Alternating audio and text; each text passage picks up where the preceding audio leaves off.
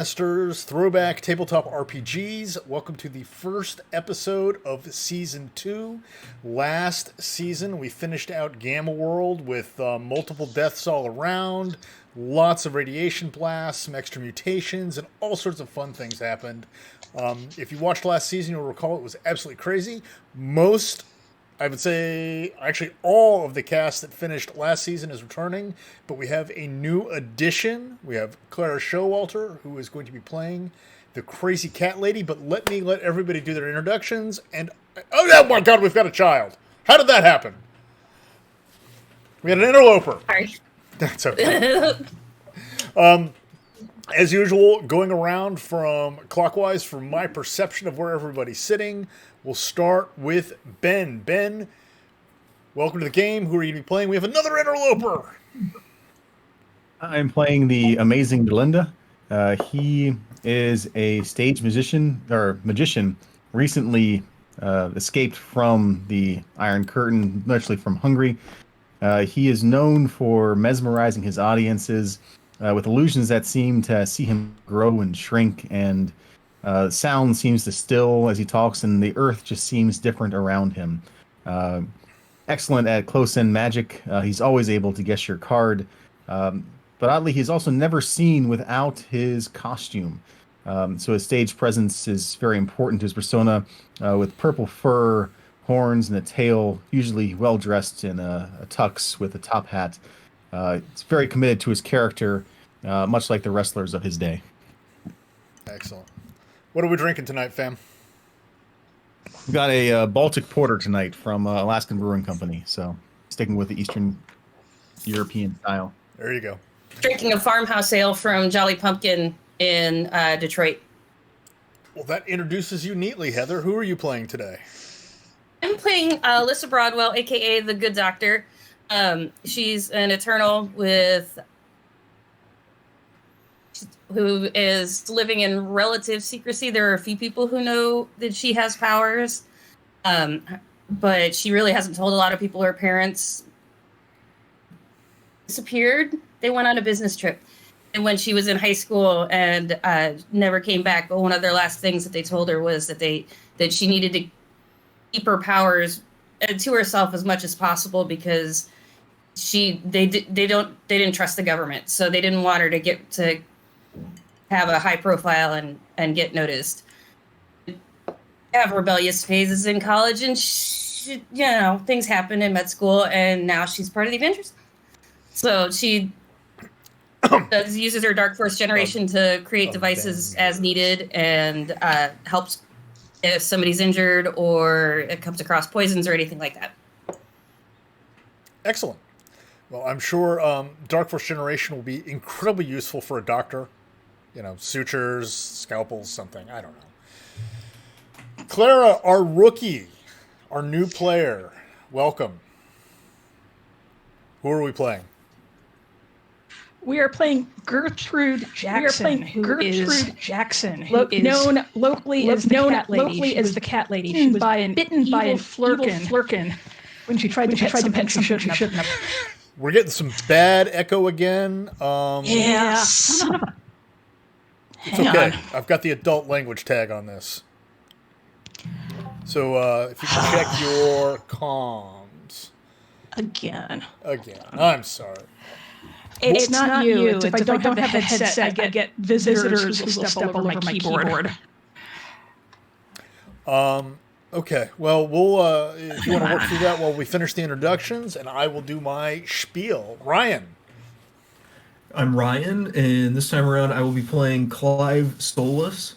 Clive, I think, would fall into more like magical, like cosmic side of the Marvel heroes. So he is the literal manifestation of a child's wish fulfillment.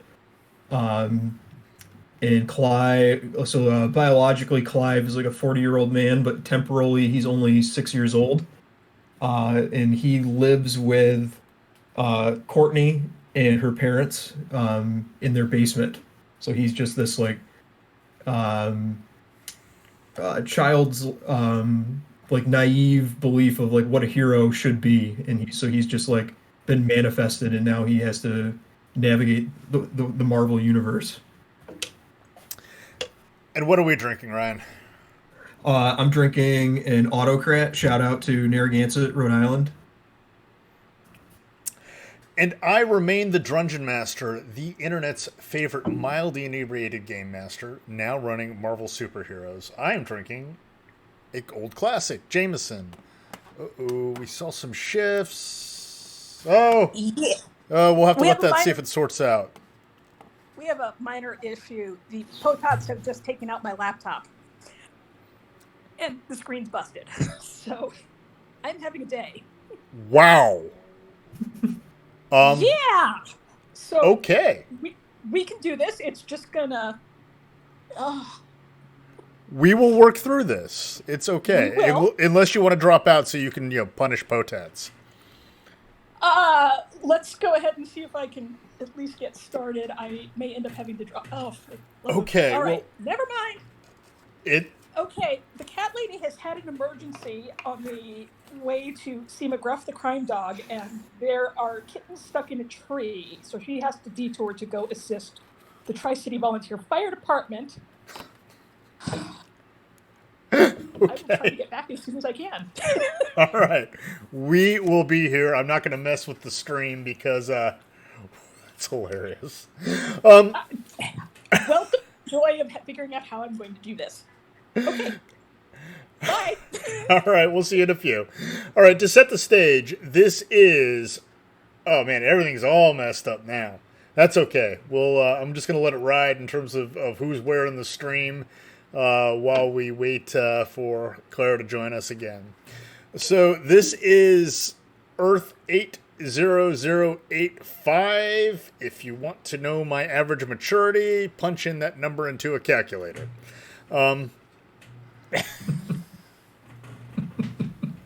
Ryan gets it.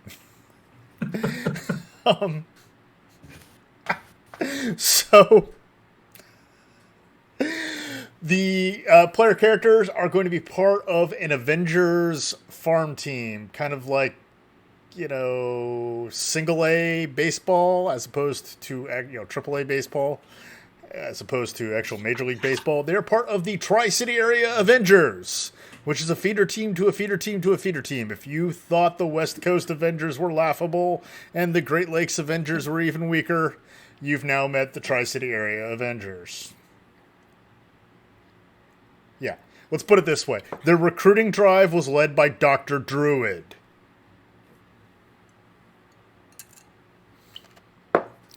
Yeah. But these heroes nobly answered the call when Dr. Druid came to the area and met with them at the local YMCA and at the Rotary Club. And gave a dinner at the VFW Hall. They answered the call. They volunteered to join the Tri-City Avengers, now operating out of the elite headquarters of the Tri-City Avengers, which is a somewhat run-down 2-story condo in Johnson City, Tennessee. They are ready for adventure. What cues up this adventure is they've been asked by Stingray, who is a reserve Avenger who nobody's ever heard of, probably except for me. Everybody's forgotten who Stingray is. Stingray has asked them to attend a Boy Scout jamboree up in the Appalachians at a local camping ground. Primarily because McGruff the crime dog was no longer available, having a much higher profile engagement at a local high school. So, the Tri-City Avengers are there to give a canned dare presentation to the Boy Scouts and to talk about what it's like to be an entry-level Avenger. Loaded into the back of a 13-passenger van and driven up from Johnson City into the hills of the Appalachians, our heroes are on their way. After about a 2-hour drive, they are woken up by the driver. Hey, all y'all need to wake up. We're pulling up to where the hotel is, and you're going to be dropped off here. And that there Stingray, I think his name is, that their oceanographer guy. He's gonna make sure you get out to the campground, and see them Boy Scouts. Now, you guys, none of this funny powers business on me, okay? You understand? And I'm not handling your luggage. I just want to compliment you on the quality of your vehicle. This is truly a fine car. It's a very smooth ride. Thank you. I Sir, slept through both. this is a Ford Econoline. There ain't nothing fine about it. It's a rental. It beats a Trabant. That's a good point, sir. That's a good point. Are you going to put a shirt on, sir, at any point in these events? I'm sorry, am I not appropriately dressed? I'm not too sure whether the Boy Scouts need to be seeing your man parts like that. You might make them feel a little inadequate. I think maybe you've been watching too many damn movies. Oh, I'm not allowed to watch movies after 9. Oh, God. I almost spit my drink out with that one. Okay. So the van pulls up in the parking lot of a rustic-looking resort. And with a campground appended to it. When you step out of the van with your luggage in tow, you are met by Rick Jones! Wow, I mean, I really expected like a big reaction. Rick Jones is huge in the Avengers world. I feel like we're just like so like green that we like Wouldn't don't even know who quite Rick know Jones like, who all is. the personalities are. Like we don't know that we're supposed to be impressed. And I have to tell you, Rick Jones is supposed to be like this archetype of like the '60s rocker, but this is the '80s. So I'm basing my Rick Jones persona off of what I think an '80s rocker would be like, except that he's like really, really friendly and palatable to parents. So Like we don't have the finances to have like a manager or like a body man, like somebody to be like, oh, this is Rick Jones. Like you should be really, like go shake his hand, like say hi, like. hey guys, it's Radical. Starts turning on the schmooze, like she's talking to the senior attendings at the hospital.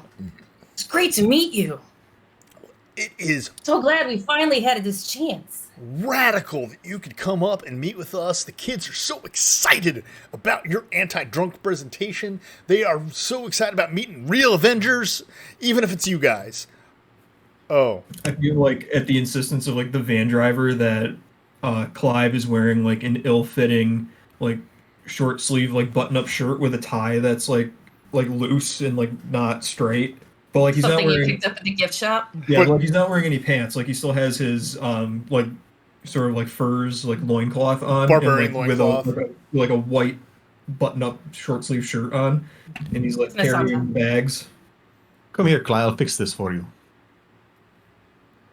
There you go. Oh, thanks. I didn't have a free hand. You look great, man, and I am so digging that tuxedo. Oh man, and Doc, you with the scrubs. That's just that really fits in the persona. You know what? Cap Like to be himself. comfortable. PJs.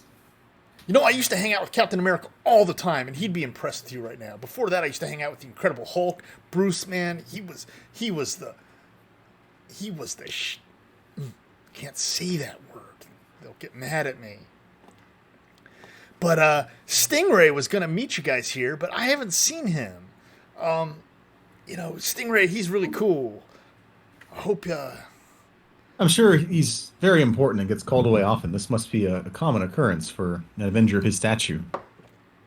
yeah, an Avenger of his stature. The Reserve Oceanographer Avenger. Yeah. Yeah.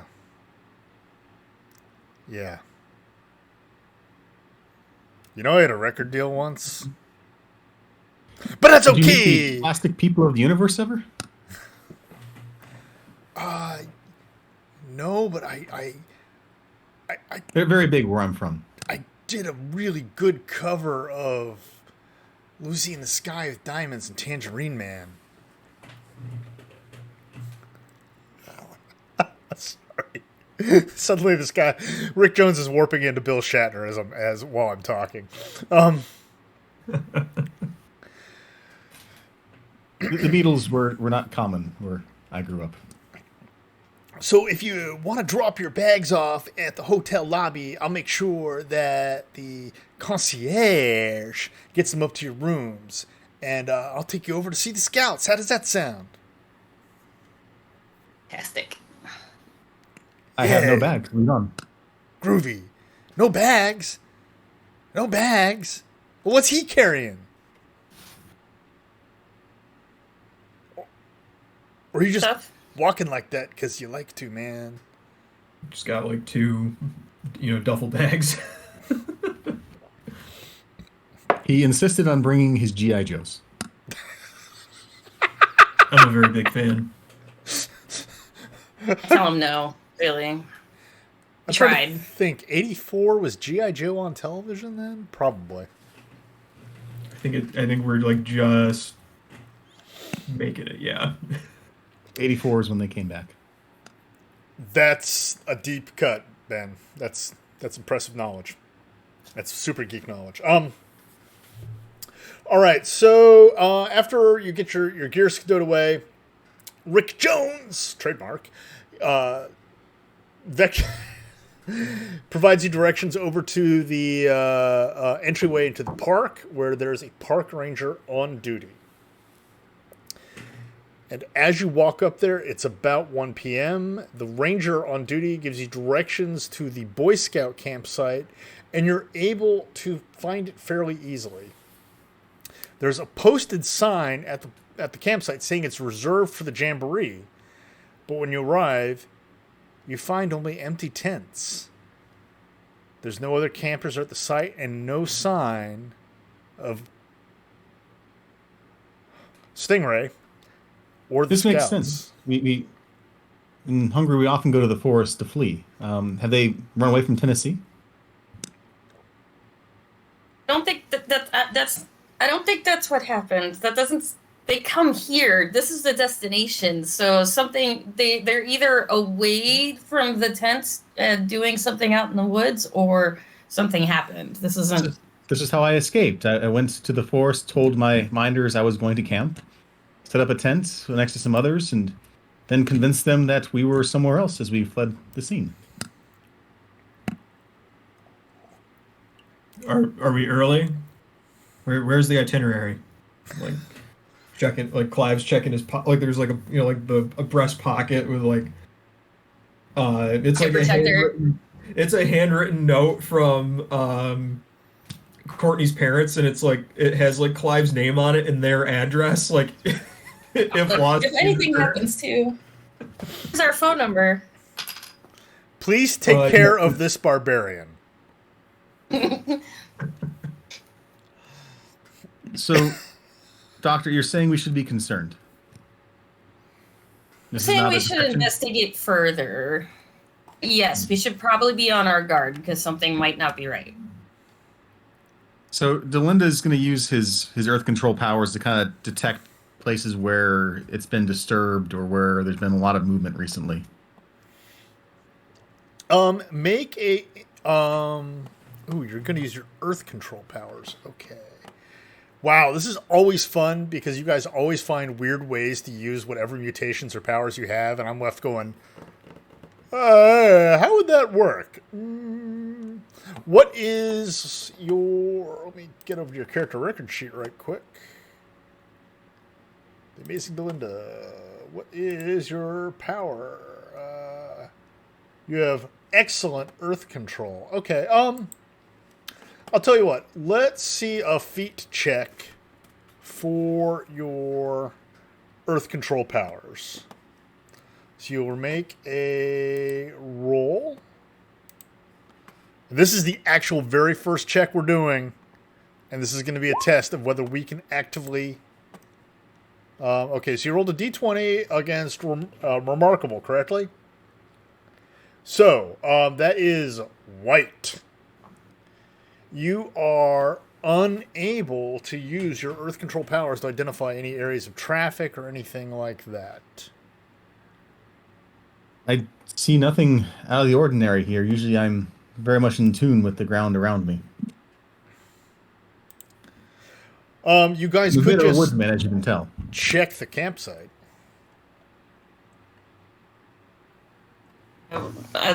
Let's go look around the tents and see if we can see anything. Okay. If everybody could, we'll start with a intuition check. Roll against your intuition, and we'll start doling out some clues based upon your results. Is this a D20? No, I'll just click on intuition on your character record sheet. Click on it. Yeah, I hear resulting. Okay. Yeah. Oh wow, look at that. So let's see, Heather. Amazing. You got a yellow feet on your intuition. We'll start with that. You notice, Heather, that there are eating and wrong button. drinking utensils are scattered around the campsite as if in the middle of a meal, everybody left at the same time. Except for one plate and mug, all the other utensils look as if they were set down carefully and neatly. One mug and plate look as if they were dropped. Let's see. Ryan. Oh, okay. Okay, Ben, you got a 49 on Remarkable.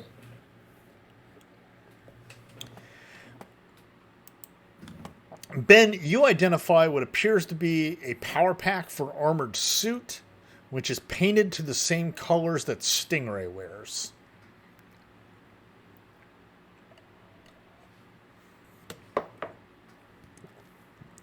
This could be a problem. Is Stingray known for littering? I understand that your seas are dumping grounds. Is that where he discards waste? He doesn't seem like the type that would damage the earth in any way, and no matter whether it was in the sea or the land. He seems like he would be someone who would protect it rather than destroy it. I mean, he is a well-known oceanographer. Just saying. This does appear to be from his suit. It looks like somebody dropped a plate and a mug over here, and there's utensils scattered around like somebody was surprised or people were running and dropped stuff. But everything else seems very orderly.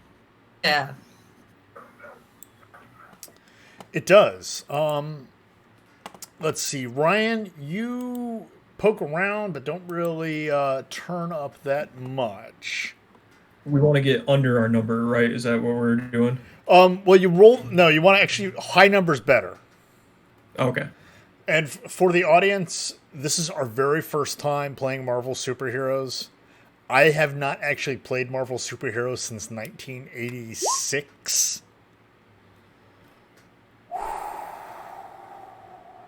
Yeah, I'm old. And and this is an old system. Hence, the throwback game. Let's see, you rolled against your intuition of good. You got a 25 is what I'm showing. Yeah, you're not turning up much. But Heather, since you're taking a look at the cup and plate, I will allow you to make another intuition check. But you'll add 15 to the roll. Okay. Oh, and you, with a 15 especially, that's a 90, modified to a 93 on an amazing intuition. You knock it out of the park. You notice a unusual powder in the tipped over mug and plate, like a powdery residue. Your medical experience, you dip your finger in it and kind of taste it a little bit. You recognize it as a powerful paralytic. It looks like something's definitely amiss here. If they drank out of their mugs, they were probably drugged.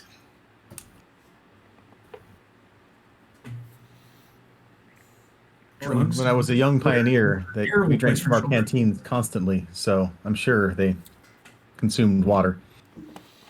I'm sure they did, which is probably, according with what I found in this mug, it's got a powder in it, and I can tell from the taste that it's a drug that will make you fall asleep and paralyze you.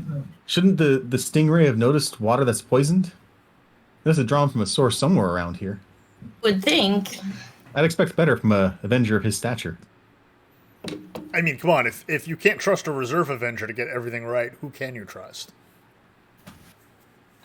Where would they have filled their canteens?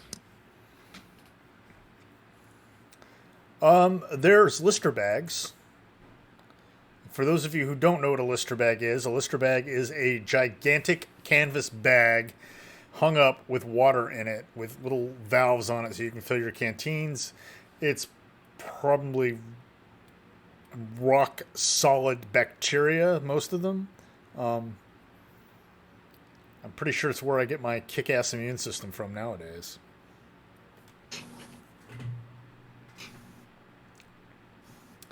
You guys have not checked the tents yet. You've just checked the the chow area and some of the common areas of the campground. How close are we to the tents? No more than 10, 20 meters away. Or excuse me, this is 1984 yards. How many tents are there? A bunch.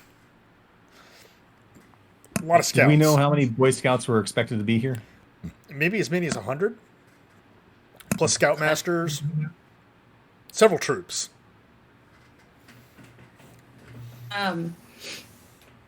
Let's go investigate around the tents and see if we can find anybody that might be, because people might be in trouble. Okay. Is Rick Jones still with us? He is actually wandering up right now. Maybe they're all Aging hiding. Rockstar, can I speak to you, please? That would be Righteous. No, wait, Righteous was later in the decade. I'll have to refresh my memory of 1984 cool guy lingo, because I certainly was not a cool guy in 1984. Dude, what can I help you with? I just wanted to hear what you found as you came to the scene. Were you here earlier, and how did Stingray contact you? And as he's talking, I'm going to try to hypnotize him, which is one of my skills. Okay. Make a... Let's see. Let's take a look at your hypnosis skill. Or talent, I should say. Sorry. Talent skill. Or talent, I should say. Sorry. Talent skill. Ooh, we're getting echo. Talent, I should say. Sorry. Talent skill. Ooh, we're getting echo. Talent, I should say. Sorry. Talent skill. Ooh, we're getting echo. Talent, I should say. Sorry. Talent skill. Ooh, we're getting echo. Talent, I should say. Sorry. Talent skill. Ooh, we're getting echo. Talent, I should say. Sorry. Talent skill. Ooh, we're getting echo. Talent, I should say. Sorry. It's really cool sure how the sounding, talents work. but really cool sounding. But I'm getting a horrible echo right now. But I'm getting a horrible echo right now. But I'm getting a horrible echo right now. But I'm getting a horrible echo right now. Is it coming from me? I'm getting a horrible echo right now. No. No, it was actually coming from me. I'm the worst.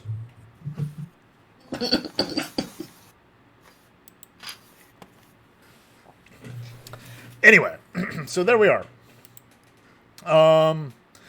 Okay, so let's see. You're going to try to hypnotize Rick Jones. Let's take a look at this.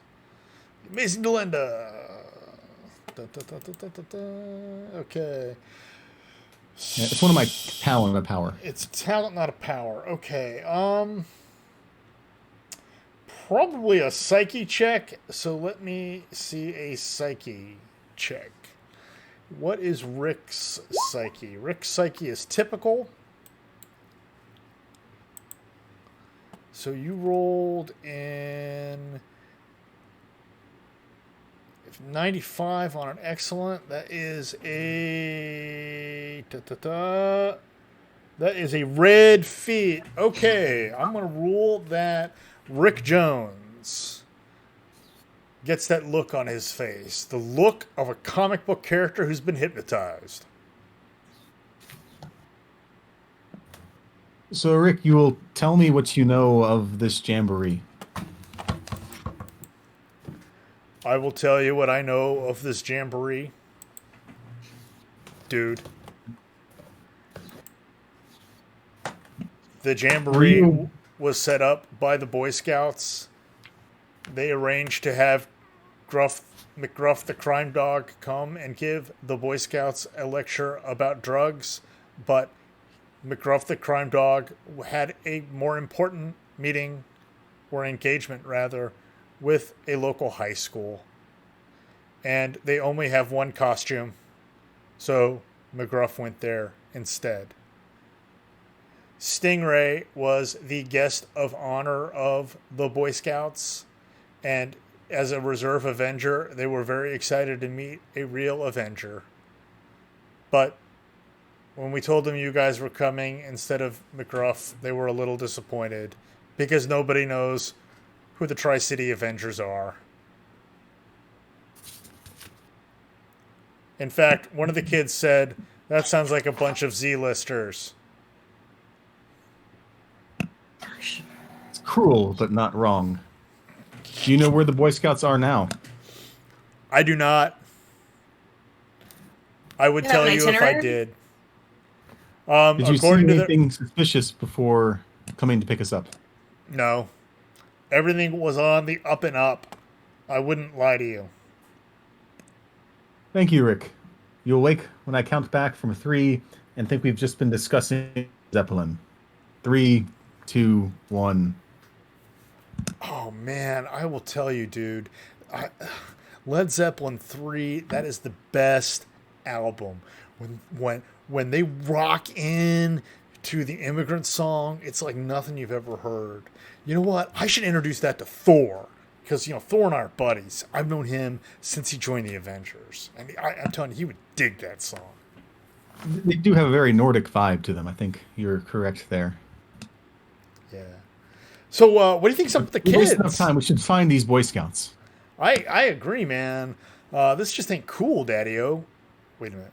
Rick just switched back to his first incarnation in the 1960s.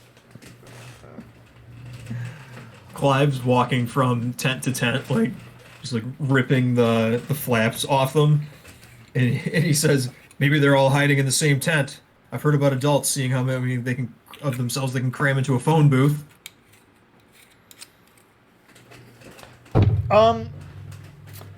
While you're ripping tents apart for shits and giggles, you find a telegram. It's 1984, folks. Telegrams were still a thing.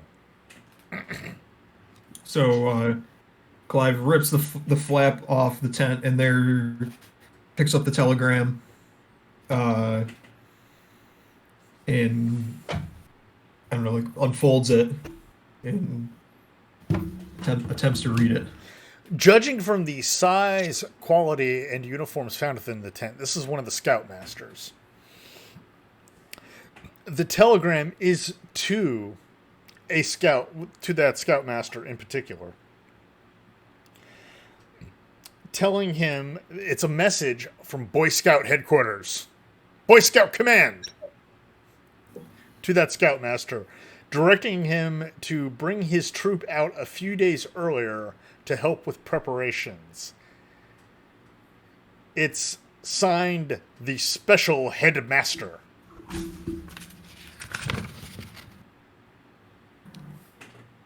Boy Scout command.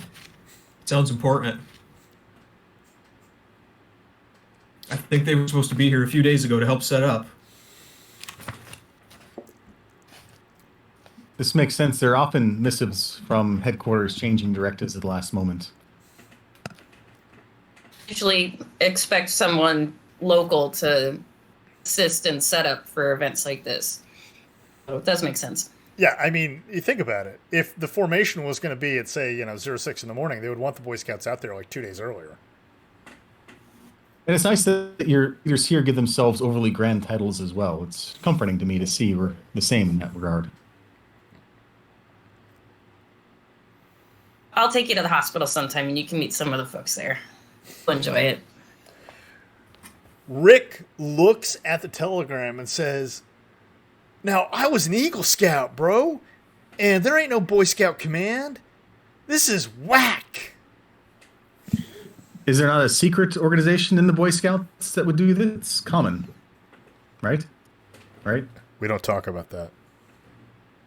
I was a Girl Scout, I don't know.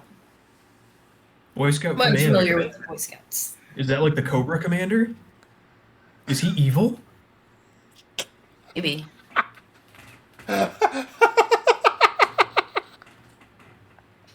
I'm sorry. I gotta break Drungeon Master character here for a second. I missed you guys.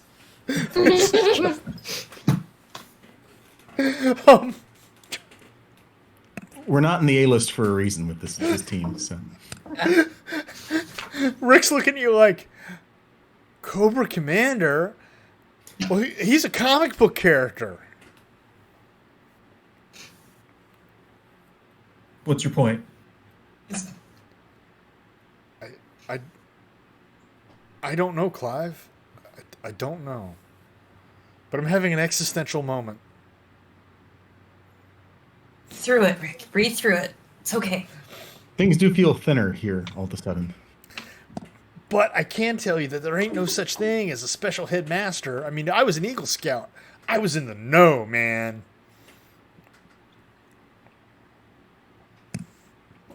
No, yeah. Interesting they asked you here for a DARE event.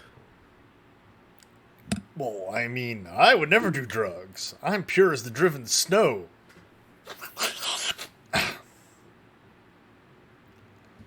Of course. Sort of taps him on the shoulder. So, of course.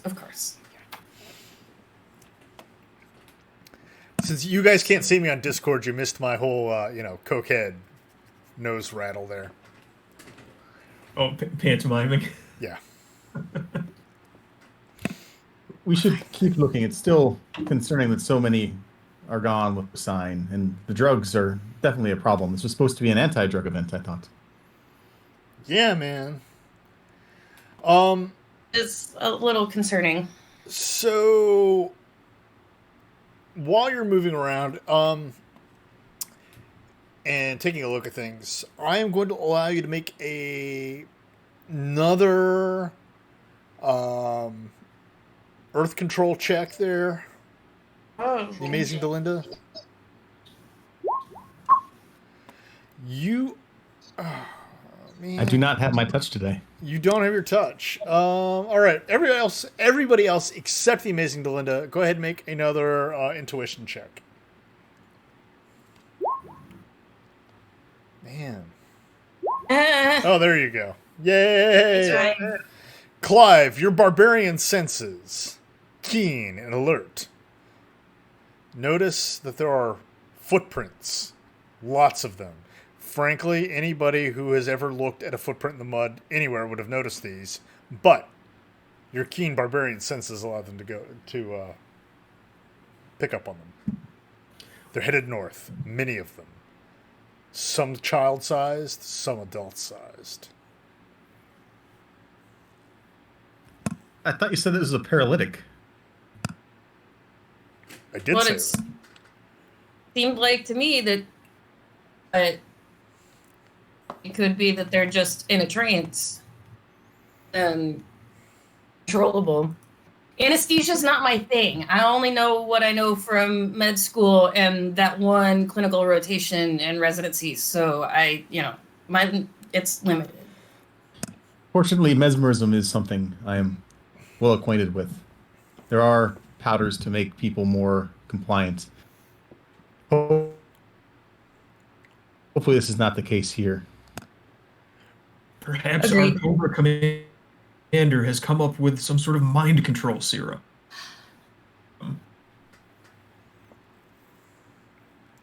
Just because you saw it in the last episode doesn't mean it's real. I should was warn a you, little Ryan, I've been harsh, reading a wasn't it? lot of Robert E. Howard recently. And, so, yeah, I'm, like, totally into the whole Barbarian, Conan the Barbarian, King Cole, whatever thing right now. All right. So, yeah, you see these footprints leading away to the north. Amongst them, you notice heavier booted footprints that appear as if they're a little bit flared, as if somebody was walking with flippers. Like somebody wearing a special set of armor that's designed for use underwater. Just looking at both. Why would he wear flippers in the forest? Because he's only got one costume? Comfortable in what he feels more comfortable in it. Well, guy wears scrubs all the time, so I'm more comfortable in scrubs. Maybe he's more comfortable in his suit. Nolan looks down at his dress shoes. Fair enough. Clive is taking like really big, awkward steps to like imitate the gait, like of the person who left these like flipper prints, and he's like, "How does he walk in these things?"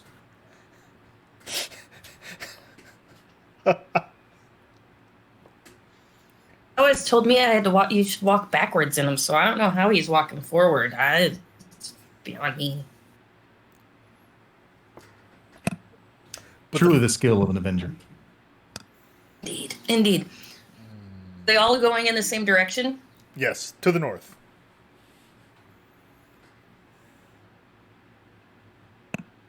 Belinda just kind of sighs and starts walking north. Okay. So, Delinda, you hear a whir, like as if something was passing through the air, and a thump against your stylish top hat. Kind of reaches up and just pulls it down to see what's happened to his hat. There is a tranquilizer dart sticking out of the top of your top hat.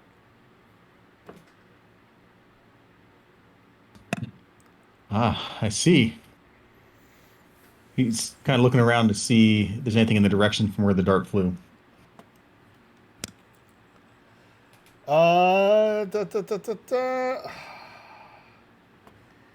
Everybody make yet another intuition check. Oh, man. This game is going to be just full of these intuition checks. I hope you realize that. Oh! I am ice cold tonight. Yeah. Well, it doesn't matter because your barbarian friend with his... Let's see, Ryan, you've got a good intuition. You rolled a 95. That's good enough. We're going to call that good enough. All right. If I can turn your attention to the map, Ryan, you spot somebody in a scout's uniform in area B1. I'll ping it for you guys so you can see it. And you guys I can't see a map. I only see the white screen with two dudes on it. Yeah, we're looking on the splash page. That's because I didn't move you off the splash page and onto the map. Oh, there we are. See it. Do you know how long it took me to learn that there was such a thing as like needing to move the players onto the right map sheet? So yeah, So there's some Clive sees a Boy Scout down here. You can see him. He's saluting handily. Except he appears to have some form of rifle.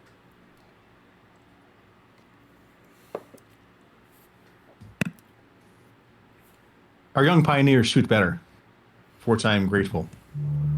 What is that rapscallion doing? It appears he was aiming at us.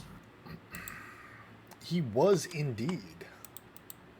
Or, I should say, I hope he was aiming at us, because otherwise they should take his merit badge away.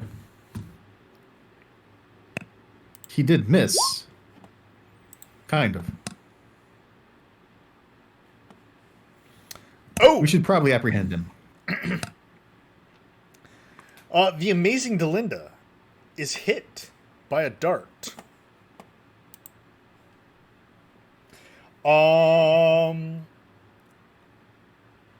Let's see. You take good damage, which is 10 points, and you start to get really sleepy. This is most embarrassing. You feel like you can stay awake for a little while longer. What do you guys do? It's a Boy Scout with a dart rifle. It's the Boy Scout that's firing at us. Mm-hmm. Okay. How far away is he again? He is, here's one of the fun parts about Marvel superheroes. There's no real distance. It's areas, and the areas are just like lines drawn on the map. So he's one area away. Area away. Yeah. You could reach him with a distance try weapon. And use earth power again to have rocks reach up and kind of encase him around the waist and arms. Okay. Let's see. Let's see a feat check on that. 46. What's your skill? Remarkable? Oh. Yeah, let me double check that. Yeah.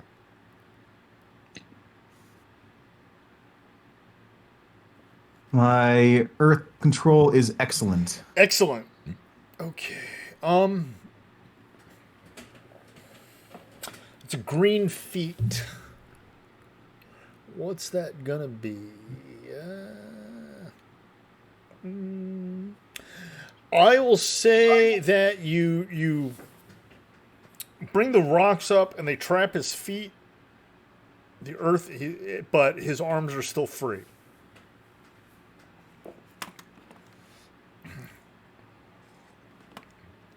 Clive.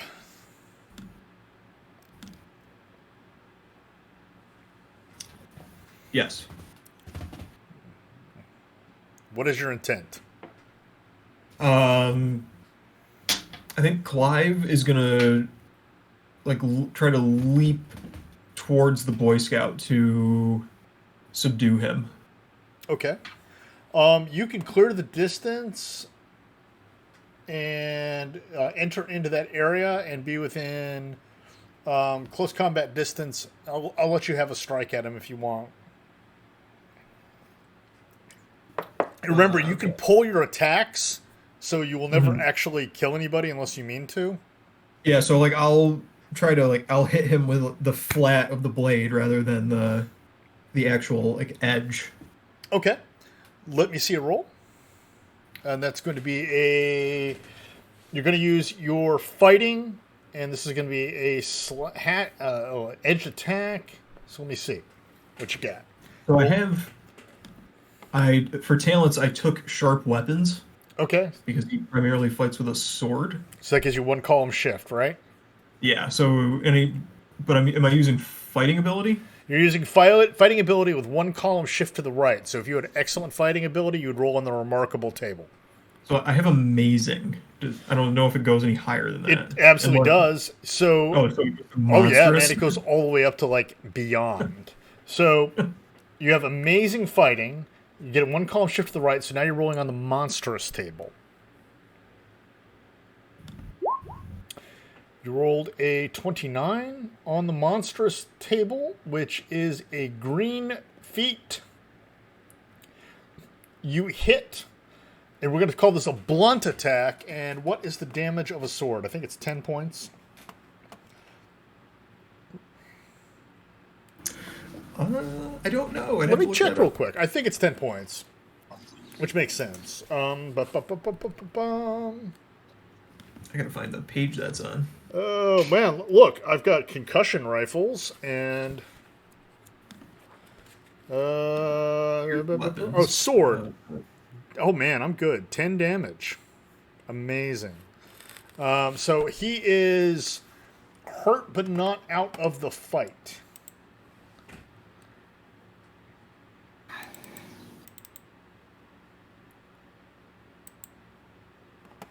He's down to,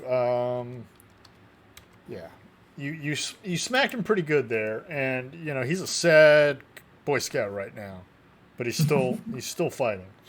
He should be a sad Boy Scout. He shot at us. He should feel very bad for what he's done. Lisa Broadwell, the good doctor. Hey,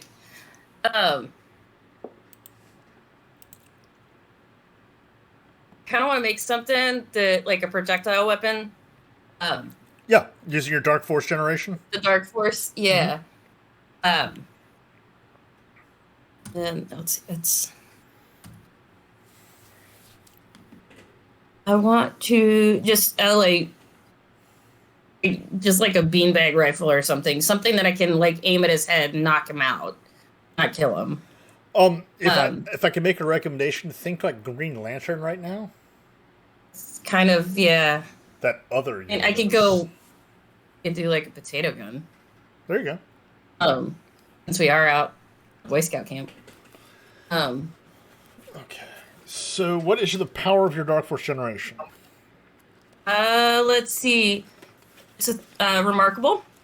Okay. And my the actual the distance, it's incredible. So the energy control is remarkable, and then distance attacks, it's incredible. Okay. It is a. Yeah, he's only one area away from you, so it's no problem at all. Let's see, page 80 for Dark Force attacks. Oh, man. To think in D&D I've got all this shit memorized. Here I gotta look it all up. It's not on page 80.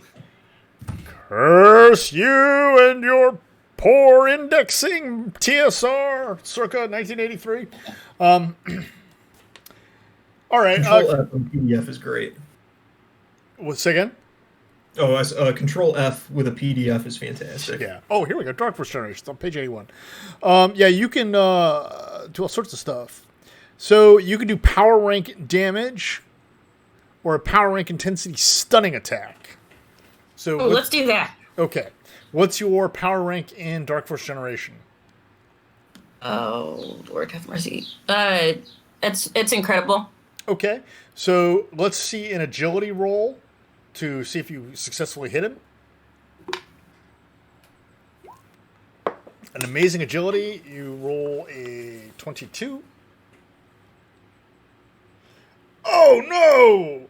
Well, despite your amazing agility, your Dark Force Generation attack just kind of skims over his head. He's too short. Yeah, exactly. You're thinking you were fighting an adult. You're actually fighting somebody who's basically a tall Cub Scout. You should be ashamed of yourself. I'm not a pediatrician. He gets another attack now, and he tries to butt stroke you, Clive, with his tranquilizer rifle. And where is my Boy Scout? All right, so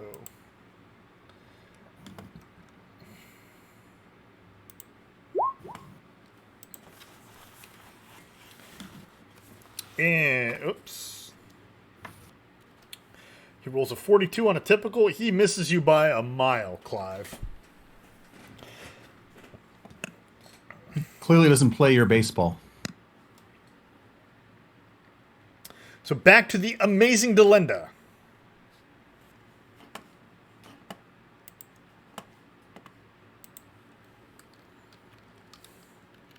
I'm going to try to spawn a rock monster behind him that's just going to give him like a big kind of bear hug. Okay.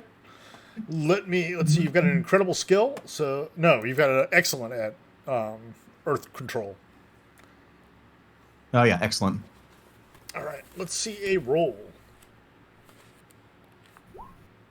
Oh yeah. So Finally. yeah, you finally rolled a good number. From the depths of the earth, a tiled mound of dirt comes up, and like an earth elemental in that Dungeons and Dragons game that all the kids are playing now, wraps the kid up and holds him. He is constrained.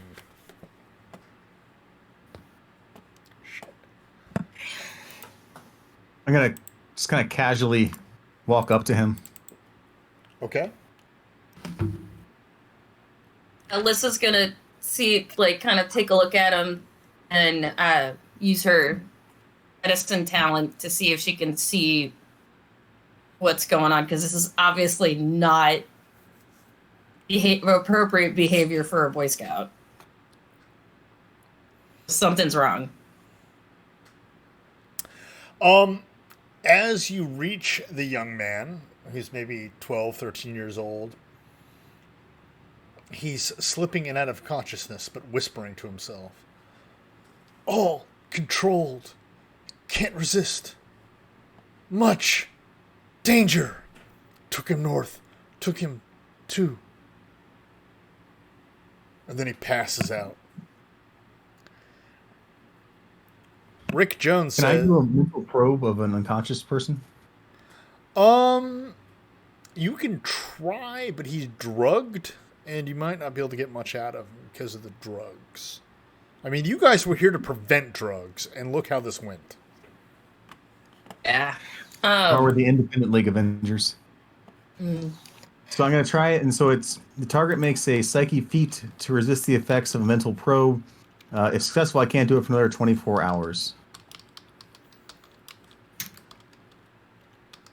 And so what I'm probing for is the location where the Boy Scouts are being held. Okay. All right. Hold on. I'm messaging one of our fan base. I know. It's shocking. We've got fans. We have fans? I know. It's shocking. I about fell out of my chair. I know. So you're gonna probe his brain. All you get is like this confused imagery of like, children sitting down to, or Boy Scouts rather, sitting down to eat and falling over and shit happening. It's really disturbing.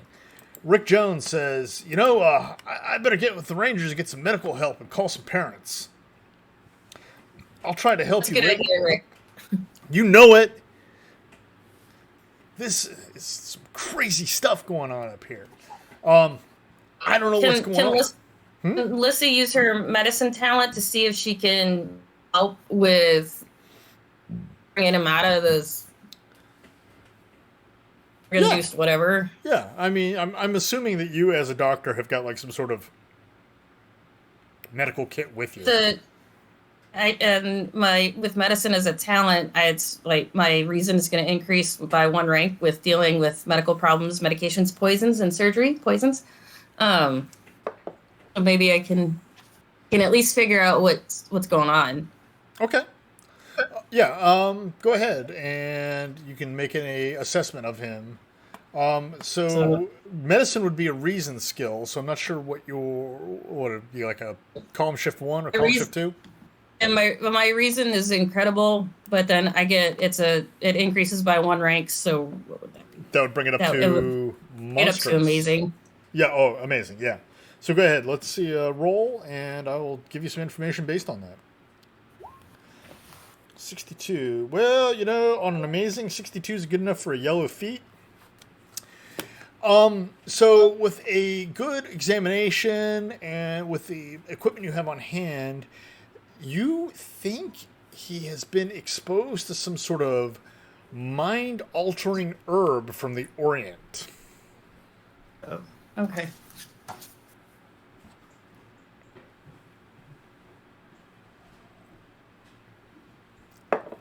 It's definitely been drugged, you guys. I'm not really sure what kind yet, but it's not... It's medicinal, but it's not what we would see in traditional medicine. Yeah, it's definitely not part of the Western pharmacopoeia. Again, who would bring drugs to a DARE event? I would excellent. Truly a dark heart. I'd like to point out to the audience that I used the word kind of cradle the pharmacopoeia kid, and I pronounced it correctly. and tell him to follow Rick Jones back to the park rangers, and then just dissolve the monster after. Okay, so you're going back with Rick Jones to the Rangers. No, the monster is. Oh, the monster is. Okay, all right, my bad. Yes, the rock monster's going to kind of carry the kid back, following behind Rick Jones. Okay. And once I tell Rick, hey, when he's safe, Listen, put a pinned note to the kid's shirt. Delinda est, and he'll disappear. Okay. All right, so you guys are standing here in the vicinity of area. I'm actually going to move you all into area, except for Clara, who is decided to take a cat nap because, That's what she does. You all are standing in area B1, and the Boy Scout is.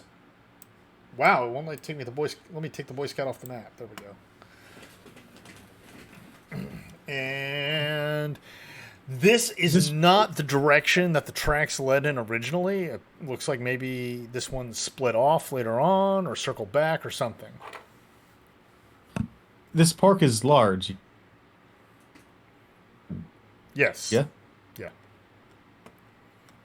It goes all the way up to the top of the map.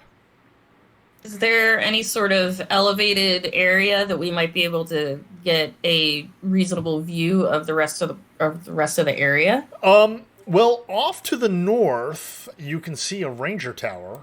It looks like a fire lookout tower.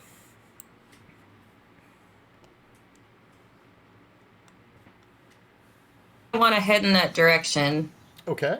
The steps we're going north, but we need to get we need to get a better view. We're gonna have a hard time seeing a good layout of the area if we're in the middle of the trees. Okay. You should spread out the in shouting distance. So stay within 100 meters.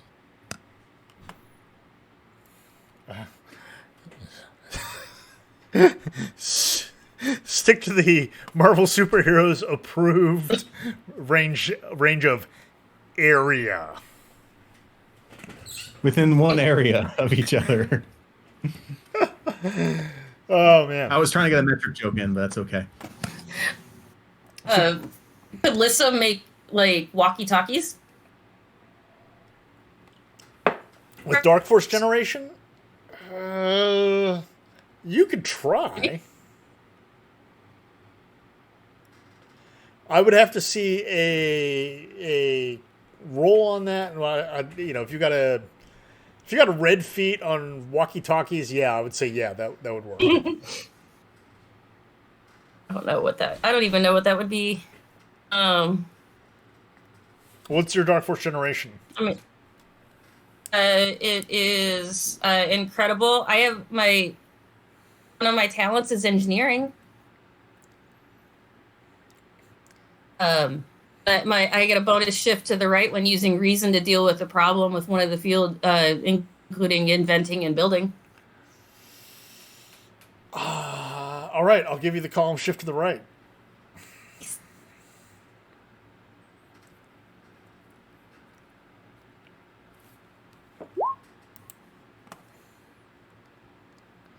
So roll the 30. Yeah, you are trying to work your way through how you would use the Dark Force to generate walkie-talkies, and you're just not able to come up with it. But one area away is within shouting distance. We can manage that.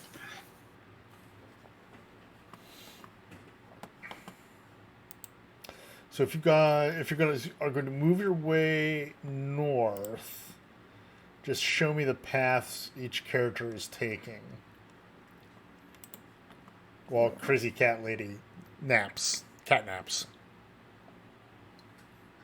You guys should have access to your characters. There I am. Okay, there we go. All right, so you're in... I'll move into B8. B8. Oops. B8. Mhm. All right, what's it? B8. That's okay. Okay. All right, Now move you're up there. B8 and you don't make contact. The good doctor moves into B7 with negative contact. And Clive.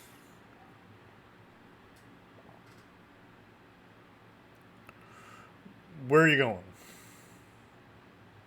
You're on mute, buddy. I'm in B3. B3. Okay. All right, all is quiet as you move north. Do you see anything like any evidence of the kids or adults or anybody moving through the area that we're in? Not right now. It's eerily quiet though. I'm gonna keep moving north, go up into B12. B. I'm gonna move into B11. All right. The Good Doctor. As you move into B11, I need you to make a. Actually, let me make a. I need to make a roll.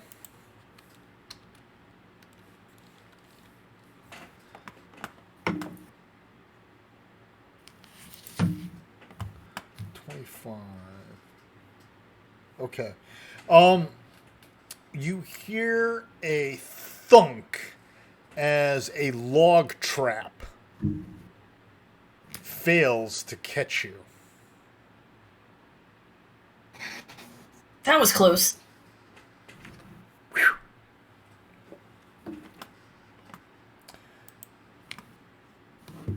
I shout. As children watch too many movies. The Ewoks were not realistic.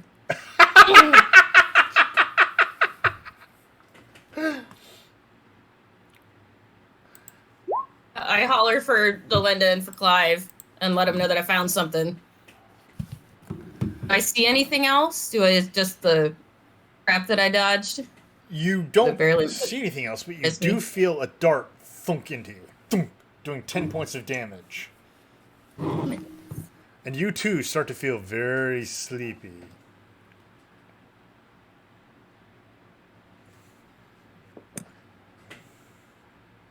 I'm going to move up into D4. Okay, D4. All right, I see you moving up there in D4. Do I know which direction the dart came from? You think it was from your flank. Maybe, do you see up here this like tree up here? Yeah.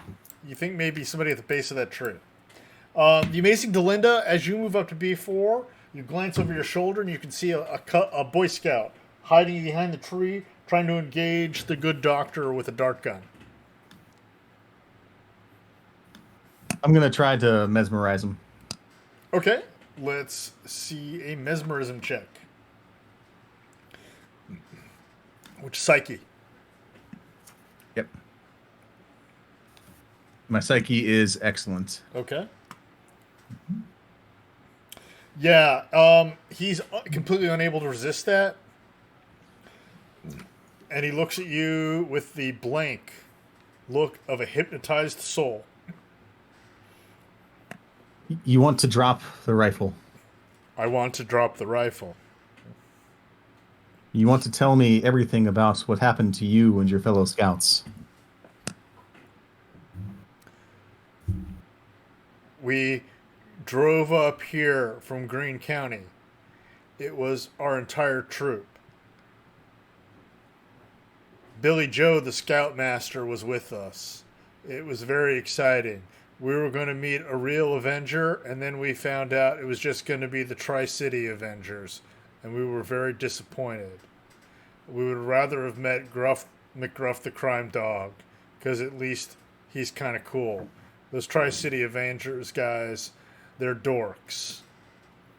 We arrived, and we set up our tents, and the scoutmasters met and divvied up responsibilities for the scouts. We had latrine duty the first night. Namely, we had to dig up the latrine. That was really shitty. I said a bad word. I'm sorry, mister. I'll never do that again. And then, after we dug out the latrines, we had to have a fire watch. I had the third shift, which is in the middle of the night. And what I did was I peed all over Frankie's sleeping bag because I thought it was funny. Frankie's a real dork. The scoutmaster found out about it and got really mad at me. The next day when we got up, there was Mr. Stingray. He's a real Avenger, unlike those great Tri-City Avengers dorks. Man, they're so lame. I really wish we'd seen McGruff the Crime Dog instead. He's got a cool costume, and I like how he takes a bite out of crime. Then we had lunch, and I felt really weird. And the next thing I know, I was shooting this rifle at the doctor lady, and you were talking to me. And can I go home now? I want to see my mom and play my Atari. So the Tri-City Avengers saves you. Are we still dorks? Yes. You are going to walk back to the camp using your scout skills. Once you get there, you won't remember this conversation. You'll wake up, ask for Rick Jones, and tell him how much you love the Tri-City Avengers. I love the Tri-City Avengers. They're super cool. Go back to the park rangers now. I don't know why the Amazing Delenda isn't on the main team yet, or at least at the Great Lakes Avengers. That's very kind of you, young scout. Now please go back to safety. And he starts marching back using his scout skills, which he interpreted as marching, not like, being all stealthy and cool and shit. That young man is going to go far, I'm sure. Oh my god. Oh, this is fun. At least for me as the game master, this is hilarious.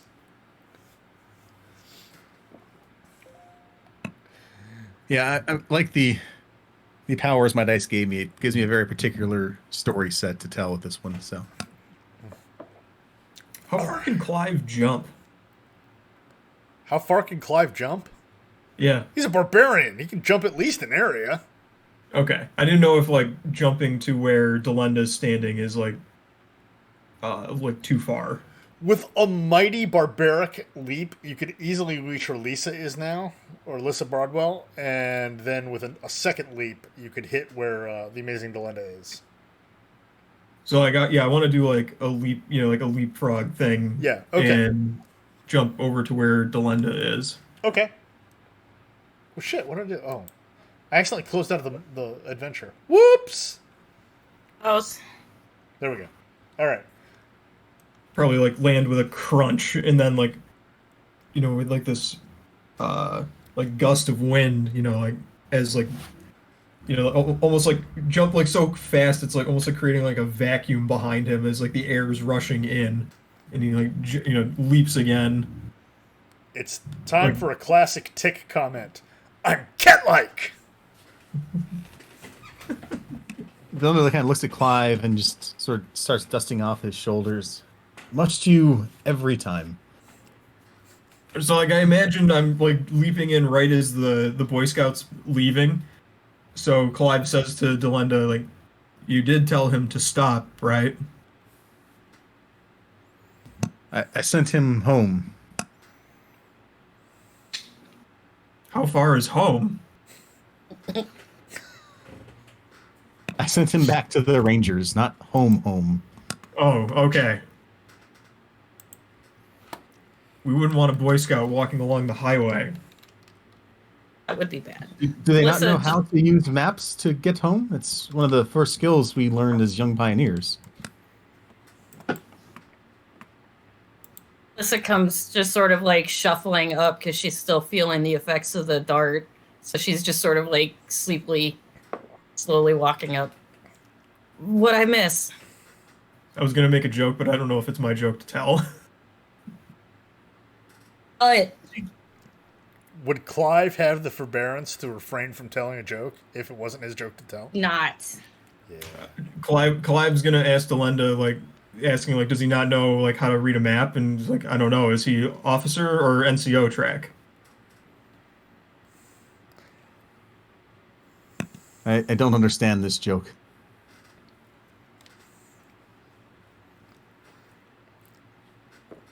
I'm afraid it just makes no sense. Everybody knows officers can read maps. That's why we're officers, right? Perfect at navigation. Yeah. I'd point out that when I was in E4, I once led a 10,000 meter movement to contact at night. You cut out there. Oh, sorry. When I was in E4, I led a 10,000 meter movement to contact at night and hit within 10 meters of our destination. Once I became a lieutenant, I was like, "The fuck is this unholy thing?"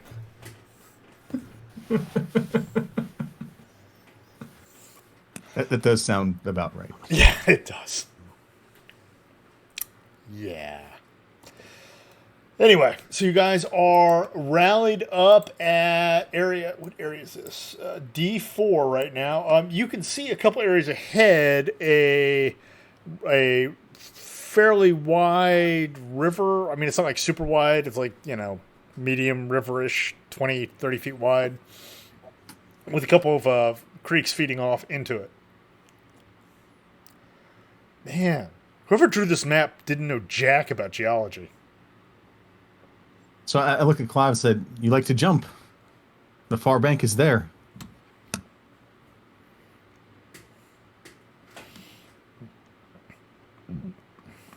I think Clive's just showing off at this point. So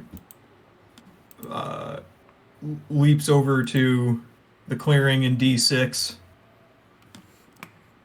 Okay, pause there a second. Yep.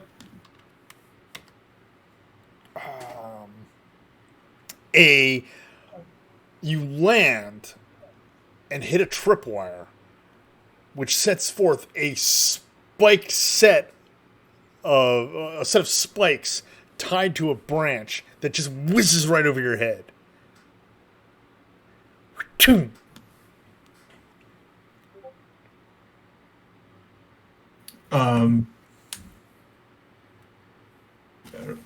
don't know. Clive's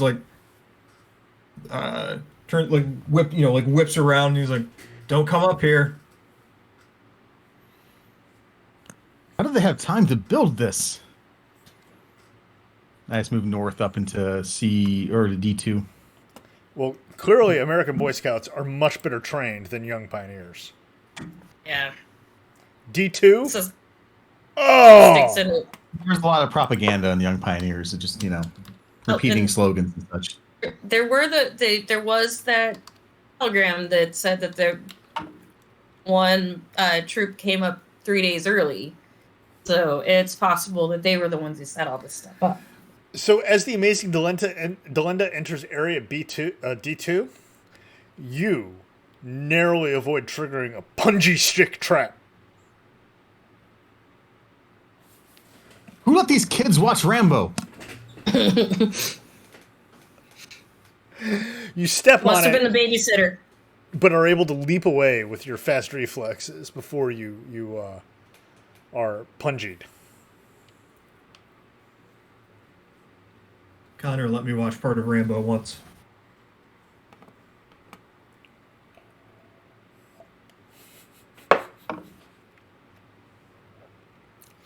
And off to the north, you can see the river and a creek feeding into the river. Good Lord, this freaking hydrology makes no sense. The fuck? I like this little bit where it just sort of spins off and then goes into it comes back to it. Yeah, that literally Doesn't can't make sense. happen. I'm going to reveal my dark secret. My first major in ecology was ecology. In college was geology. Before I failed calculus for science majors and got a degree in history. Oh, ouch. Yeah.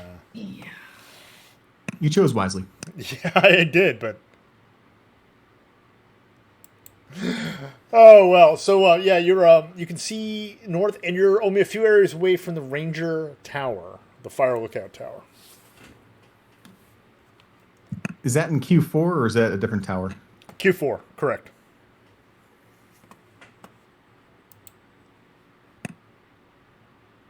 I'm going to go over to D1. D1. You sunk my battleship. I'd like to go to the point, like the tip of D3. Okay. All right. Everything. D3. Okay. You guys hear, as Clive enters D3, you hear this kind of popping noise. What kind of popping noise? Like bubble wrap popping, or Air cracker popping? Air cracker, like air's being displaced. Oh.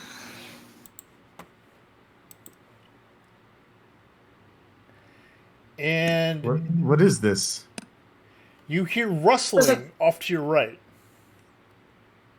And then your left. You pause to listen, every sense alerted to what's going on around you. And then you feel something wrap around your ankles. You look down to find your feet entangled in vines. All of the plants around you are reaching for you, moving, reaching. From the forest, you hear a wicked laugh. Ha ha ha ha ha! They couldn't even send real Avengers to face me. Plant Man! That's the best you could come up with? Plant Man? Really? Plant Man. The man who plants. So starts The gardener. trying to The figure out arborist? how to use the Dark Force to create, like, the garden weasel wasn't in 1984, but something similar, like hedge trimmers. I will tell you the Garden Weasel was in 1984 because I remember watching commercials for it when I was watching the Godzilla shows on in southern Indiana in like the late 1970s. Yeah, I remember they had the freaking Garden Weasel, and they even had the Ronco like pocket trimmer shit. Wow, I'm old as. Ron Popeil says it works, so it has to work. So you will be able to come up with something, but I will need to have you guys roll for initiative. The way you're going to do that here in this game, and incidentally, every round we roll for initiative, which is insane. I don't understand why.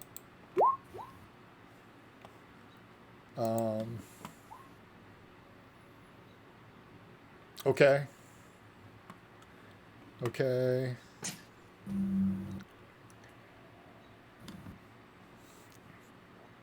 Okay, that was me. And so, need you to roll for initiative, Ben. And the cat lady is still snoozing. There we go. Okay, Ben, you are going to be first up in the combat order. The amazing Delenda, who can see Plant Man up ahead, but is also being attacked by plants all around him. What? I rolled a D100 instead of initiative. Oh, I'm sorry. You rolled Initiative a is 5. 5. Okay. So I take it back. The Clive, you are first in the initiative order. So is that the rocks just north of J5? Is that a part of J5?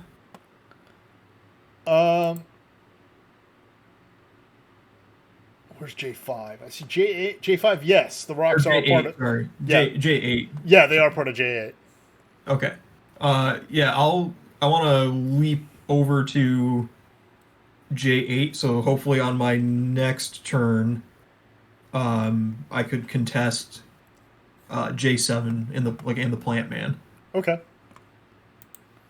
Okay. So you're gonna okay, that's cool. Because I don't have a range. Actually, I wonder if I could try hitting him with my light manipulation. Give it a whirl. Um, What's your light manipulation do? So I draw my sword. Well, basically, all I can really do with it is like try to blind him. Okay. So I could draw my sword and like point it at him, and because I can direct it like in a line. Okay, so it's like a direct attack that it's a burst of light. Yep. Okay, what's the strength on that? It is good. All right. So I roll D100. Nope, I don't think that's where we're getting. No, that ain't gonna cut it. You're just not able to pick him out amongst the foliage which hides him. Oh no, I didn't even think about it. It's like, what if he can just like photosynthesize that, and I made him like more powerful? Or you spark a horse. Oh, you just gave me a good idea. Smoky's gonna be mad at you. All right. As you land and try to blast him with your light, you feel foliage like creeping up around you. And same with you, the amazing Delinda, and the good doctor. So I'm going to be making some rolls here right quick. Grapple, excellent. I know, I'm the worst. Let's see. Grapple. Excellent. Ooh.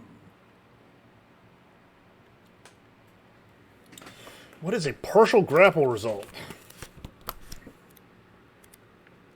Partial grapple does not make sense. How can you partially grapple somebody? Yeah, I feel like it's one or the other. Either you're grappled or like one arm. Well, that's kind of the combatant's level 1 thing, right? You have the half hook and being on the full hook. Yeah, oh, that's exactly it. A partial hold indicates the attacker is grabbed onto an arm, leg, or other part in such a way that will limit actions but not reduce them in full. All right, you got. So we'll just go around the horn. The Amazing Delenda, your leg is grappled, and you are going to be at a -2 column shift -2 for any actions you take next round. Let me continue this. Oh, 82 against. Excellent. Same result for the good doctor. The plants have trapped your leg and are keeping you from advancing and are unbalancing you. Now let's roll against Clive. Clive, that's a 33. Clive, your strength is such that you're just able to be like, yeah, fuck you, dude. Power right through it. Are these like you said? These are vines. Yeah. Can Clive be like swatting at them with his sword, like keeping them at bay? Yeah, but that would be your action. I just like for flair. I mean, not really. Oh yeah. For funsies, yeah, that's you're freeing yourself through your strength and just your your cat-like reflexes and mighty swings of your sword. Next up, let's see who's next in the agenda. That would be the Amazing Delenda. So I've been mocking him this entire time for his terrible choice of name, because Delinda hates lazy showmanship, and Plantman is just lazy showmanship. But I'm going to use my sound manipulation to increase the volume of my insults and direct them as a wave right into Plantman. Okay. Wow. What strength is it? What is your ability in sound manipulation? So it's an 80 in remarkable. So dropping out of 2, it's going to be a good. Okay. I'm actually going to let you have a full remarkable on that because your ability to manipulate sound isn't going to be affected by your legs being bound. So let's see a roll on that. 33. Okay, so remarkable 33. Despite the fact that I was so kind-hearted, I remain ice cold and have no effect. yeah, he's just unbothered by your ear-shatteringly loud insults. Apparently, he's heard worst. Being a Z-list villain, he probably has learned to isolate his ego from the effects of people insulting him. I'm trying to be Spider-Man here. It's just not working. Dr. Broadwell. The good doctor. The good doctor. All right. So I've got the vines wrapped around my legs. Mm-hmm.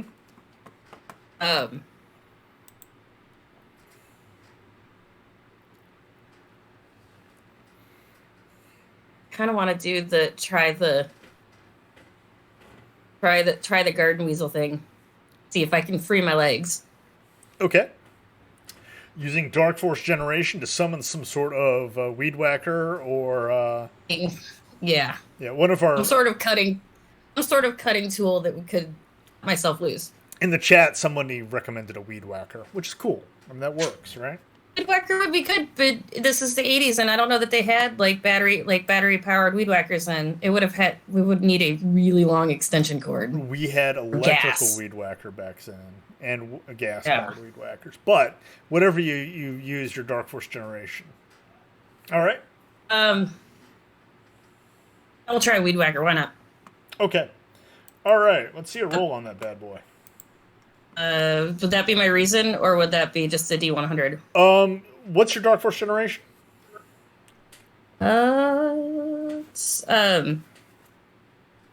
It's bad. My Dark Force it's incredible. But I think what I had to do the last time was -2 column shift. We'll take that down to excellent. And the reason why I'm giving you the -2 column shift is I'm assuming that you have to do like some sort of miming action to manipulate your Dark Force. So 50 on a excellent. You are able to free yourself this round. This round. That's be honest. All right. And I do believe that takes us all the way back up to who was first in the initiative order? Clive. You said we had to roll initiative each time? Oh, yeah, you're right. Damn. That's going to suck. Yeah, that's not a great mechanic. No, I'm not taking this. It definitely adds for like drama. It does, but it's just it's a little cumbersome. But part of the fun of playing these throwback games is surrendering yourself to the mechanics. So like after this, I'll talk to you about if you have any opinions on Greyhawk Initiative.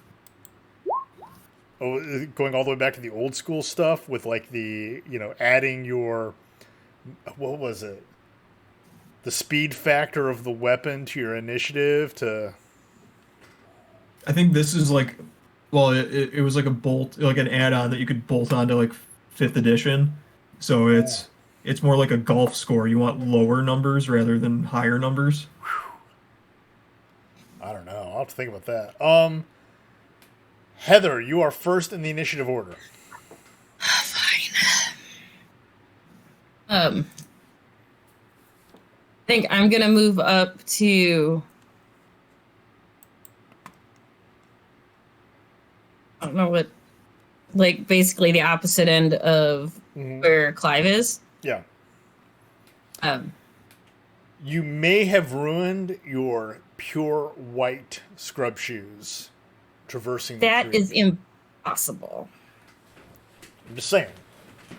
Oh, could you use dark energy to like make like little like footholds for you so you could like bound across the, Absolutely. or even just like a dark force waders and like walk across the river. And like little plastic covers when like the cable guy comes to your house.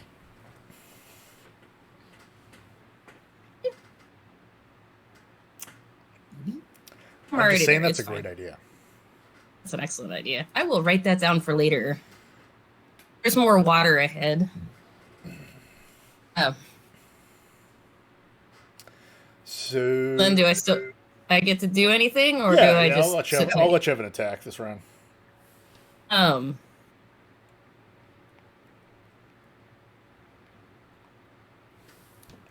don't want to do anything.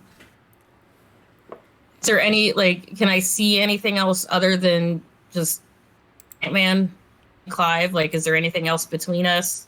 No, you can kind of discern where Plant Man is hanging out behind the rocks, hidden in some bushes, because plants are his friends. Sure. I think I'm gonna sit tight. Okay. Not do anything. Okay. All right. Let's see who's next in the. Who's next in the initiative? Next up is Plant Man. All right. So everybody again finds themselves grappled by plants. I know.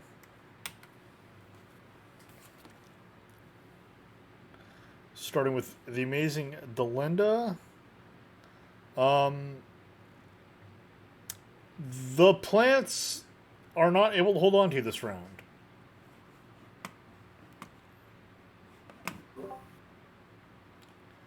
So the amazing Delinda is free to maneuver this round. The same with the good doctor. And not the same with Clive. Clive, You've got a plant that has wrapped itself around your ankle and is holding you steady.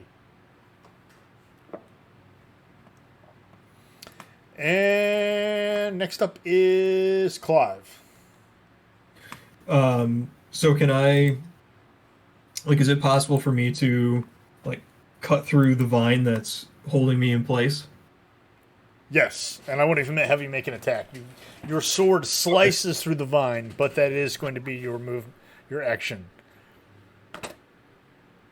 I would like to point out that I finally hit one of my GIF buttons, so it said BAM.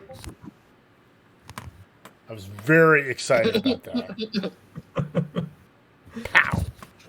I saw you working on that. I keep forgetting I've got these amazing... Oh, no!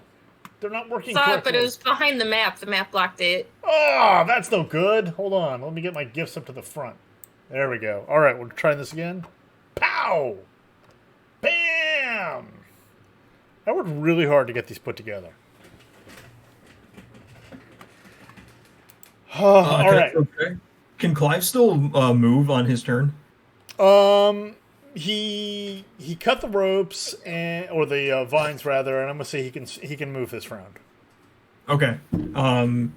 So I want to move into J7 so that way next turn I can actually try to attack Plant Man directly. Okay.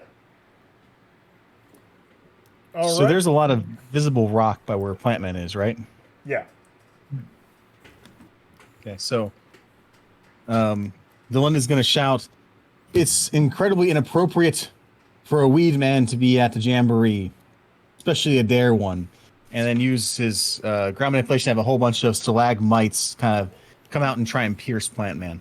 Because of the amazing line you just delivered, that's going to be at a column shift +1. Oh!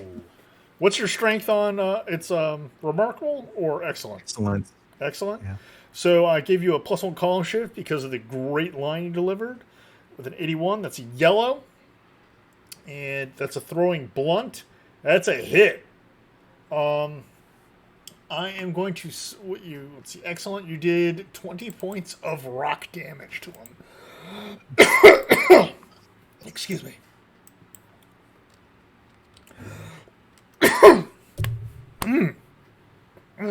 Apparently, I need more whiskey. Excuse me. Okay. That takes us to the end of this round, which means it's time to roll initiative again, guys. Get used to this eventually. Wait till we get to Merp, guys.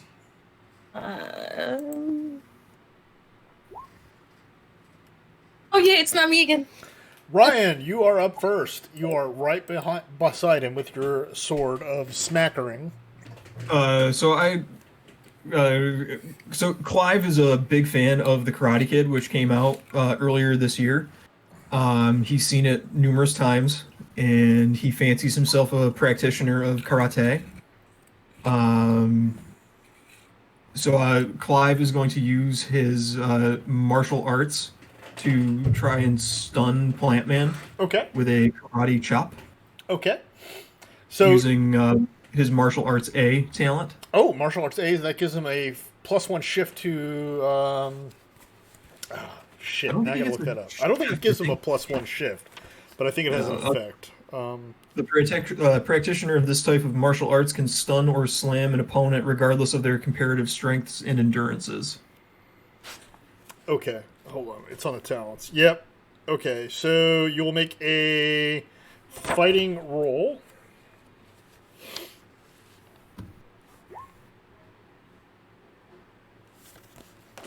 And what was your fighting check? You have an amazing fighting skill, and you rolled a 13. Well, despite the fact that you are a complete fan of The Karate Kid and have amazing fighting skills, like, at the peak of human capability, like a good barbarian should, you are not able to land a punch against the astonishing Plant Man. I imagine I hit him, but it does nothing, and it's like, It has no effect. You gotta torque your hips into it there. Yeah, gotta twist the body. Remember, the punch starts in the back foot. All right, let's see who's next. I think it's me. Yes, it is. Still have the weed whacker? If you want. Sure. I'm gonna move forward and up by Clive, and I'm gonna swing at him with the weed whacker. Okay. Why not? As Plant Man, he is terrified of weed whackers. Because, as we know, weed whackers are the natural enemies of plants. Let's see what you roll. What's your What would Force? that? You'll use your agility, and you'll do damage according to your Dark Force generation ability. Okay, so anyone enveloped by the Dark Force loses health points equal to the controller's power rank number each round. Yeah. So to hit him, you'll use your agility with the weed whacker, and then he'll lose points according to your strength and Dark Force generation.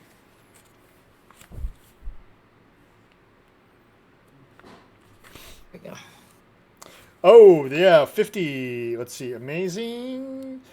You rolled an 89, which is definitely a hit. What's your Dark Force generation? Dark Force generation, it's remarkable. Remarkable? Yeah, you hit him really hard with the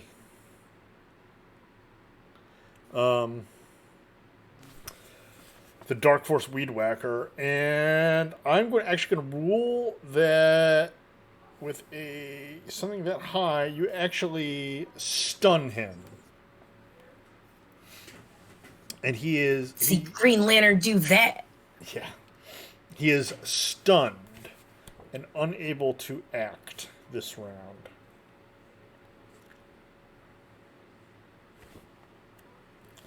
Stun. Oh my god. It's hilarious because I used to know all this stuff off the top of my head, but of course, not having played Marvel superheroes in a long time. Yeah, he's going to lose action this next round. Here we go. A character scoring a stun result inflicts your strength damage, and may in addition slam the opponent. Okay.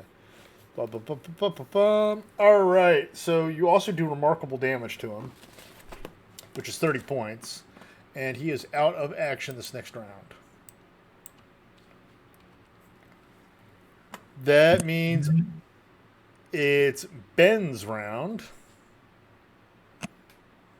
When he's out of action, is he still standing or is he prone or what's he looking like right now? He's standing, but he's dazed. Plant Man ain't home, man.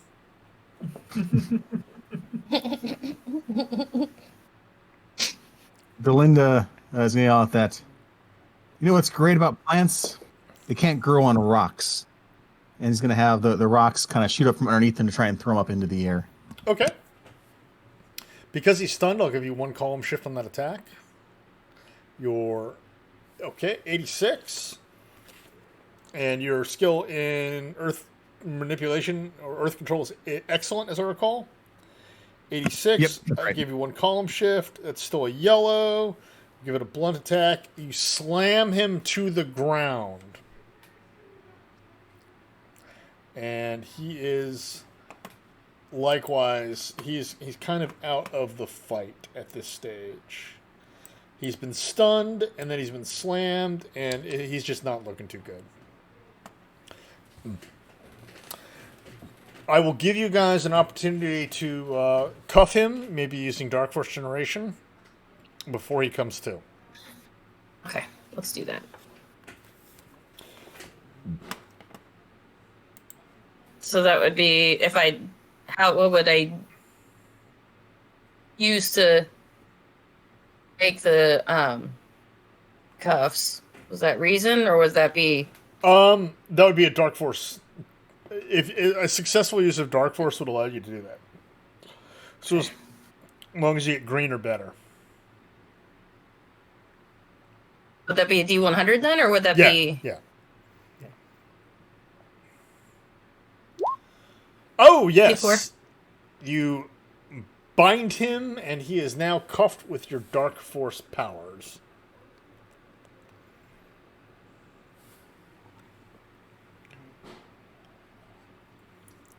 Delinda's going to walk up next to him. You think you've won, hero, but I'm just one of many. You know, in the East, we have ways of making you talk. Fortunately, mine are less painful. I'm going to do a mental probe to try and gain the location of the scouts. Ooh, excellent. All right. What's your mental probe strength? Let me pull that up here. So my mental probe is a remarkable at 72. And my understanding from reading it is you have to make a psychic feat check to resist the effects of the mental probe. Okay. Well, fortunately, I, being the Dungeon Master, always set all the bad guys up.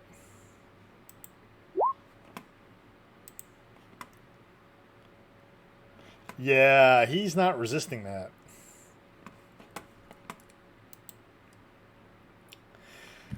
And so again, the way the book says it is I have to say exactly what I'm looking for, and so it's going to be, again, tied to the location of the Boy Scouts. Okay. Let me read over this real quick.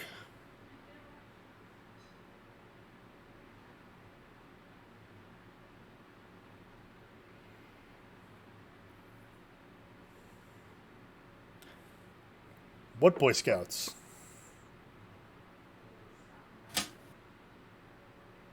What is this? Some kind of trick? I don't know anything about any Boy Scouts. You weren't here to disrupt the jamboree? What's Ask him about the herb. What's a we jamboree? Plants were used to knock out a number of the Tri-City area's finest youths.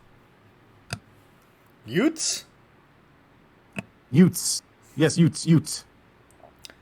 Children. I don't know anything about that. I don't know what you're talking about. So what are you doing here? Oh, I was hired by Min Chu over the phone. He had me wait in a cave near here. Delinda, make him tell the truth. Do the thing, with your mind. We'll try the mesmerism hypnosis. All right. He's already. I'm going to rule that he's already under your sway because of your previous roll.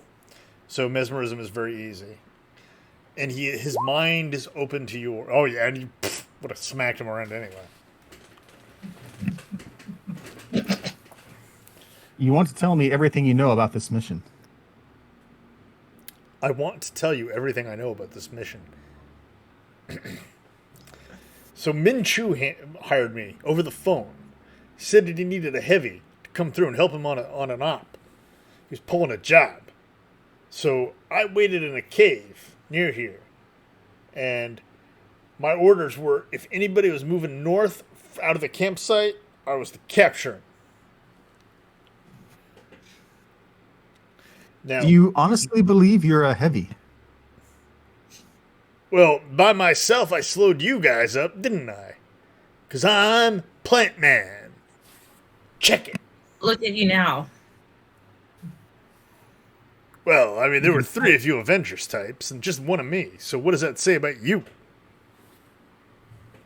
So it lifts up the weed whacker again and just it's a close. Lady, don't be hit me with that weed whacker. Answer our questions. I have been. What more do you want to know? Minshew? I don't know. What were you? I don't know. What were you supposed to do with anybody that you captured? Were you supposed to take them somewhere? If I captured anybody, Mr. Chu was going to check with me later in the day if I caught anybody. Mr. Chu, he knows everything that's going on in this area. And Was he supposed to contact you in some way? if he was going to check in with me to see if I'd captured anybody. But I only had to be here until the day after tomorrow. When and where was he going to check in with you? He didn't say.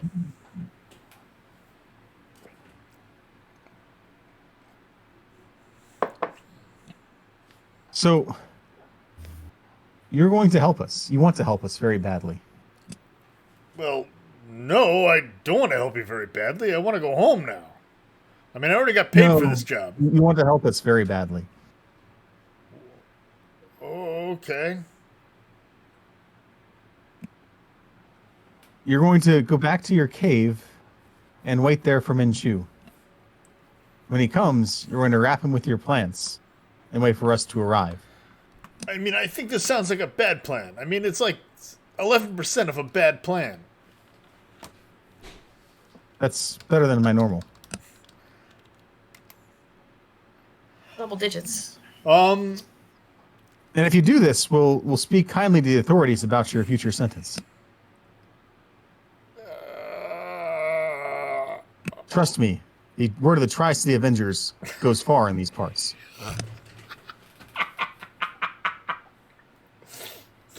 Okay. All right, I'll head back to my cave, but I'm not sure where it is from here.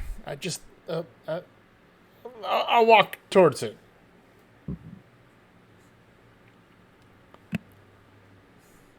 Uncuff him, let him walk. We'll follow. Snaps her fingers and cuffs disappear. So he starts walking north, like splashing across the river. And at that point, we're going to break for the evening because it's a really good place. Can Clive say one thing? Like, Yeah, absolutely. as the episode, like fades to black, like Clive looks at Delenda and says, "What about moss? Doesn't moss grow on rocks?"